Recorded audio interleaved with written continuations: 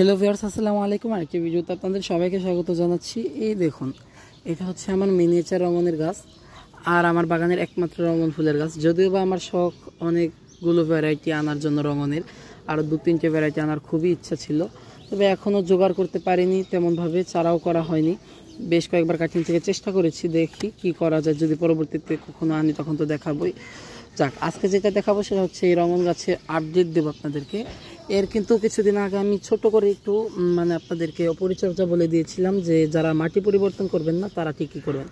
গত বছর মাটি পরিবর্তন করেছি, তাই এই বছর আর করলাম না।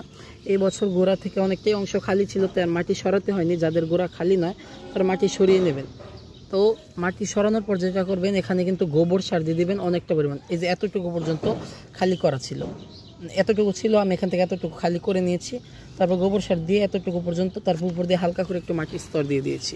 তো এই দিয়ে কিন্তু সারা বছর চলে যাবে। আর মাঝে মধ্যে টুকিটাকি একটু লিকুইড সার কিংবা অল্প অল্প অন্যান্য গাছে যেমন দিয়ে ওই টাইপের সার দেওয়া যেতে পারে। তো এর মাঝখানে দেখুন, ওই খাবারে কিন্তু গাছে প্রচুর ফুল এসছে, কুড়ি এসছে। আর সিজন যেহেতু এই মিনিয়েচার রঙনের এখন ফুল ফোটার, সারা বছরই মোটামুটি ফুল দেয়। আর যেহেতু এটা একটা খুবই হার্ডি টাইপের গাছ, তেমন একটা যত্ন লাগে না। দেখুন কত সুন্দর থোকা থোকা ফুল হয়ে রয়েছে। আর এই ফুলগুলো যখন কাছ থেকে দেখা হয় একসাথে, কত সুন্দর লাগে এবং কত মিষ্টি লাগে ফুলগুলো দেখতে। যে দেখুন, এক ঝাঁক ফুল একদম ঝাঁক হয়ে থাকে।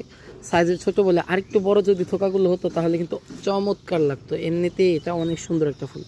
আপনাদের সবার কাছে রেকমেন্ড রইল যে আপনারা মিনিয়েচার ফুল গাছে অবশ্যই লাগাবেন বাগানে।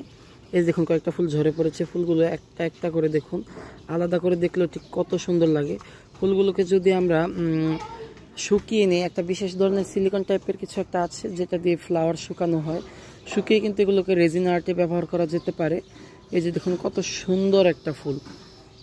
এগুলো কিন্তু অত্যন্ত প্রয়োজনীয় একটা জিনিস, যারা আর্ট করে তাদের জন্য শুকিয়ে এগুলো অবশ্যই ব্যবহার করতে পারে। তো এই ছিল আমার আজকের ভিডিও। আর আপনাদের সবাইকে বলবো, আপনারা অবশ্যই মিনিয়েচার রঙনের ফুল গাছ লাগান। এটা খুবই হার্ডি টাইপের গাছ এবং এর খুব ভালোভাবে প্রপাগেশন হয়। আপনারা যদি জানতে চান অবশ্যই জানাবেন, আমি ভিডিও দেবো। যদিও আমি আগে আপনাদেরকে এর প্রপাগেশন পদ্ধতি সম্পর্কে বলেছি। ধন্যবাদ সবাইকে, আসসালামু আলাইকুম।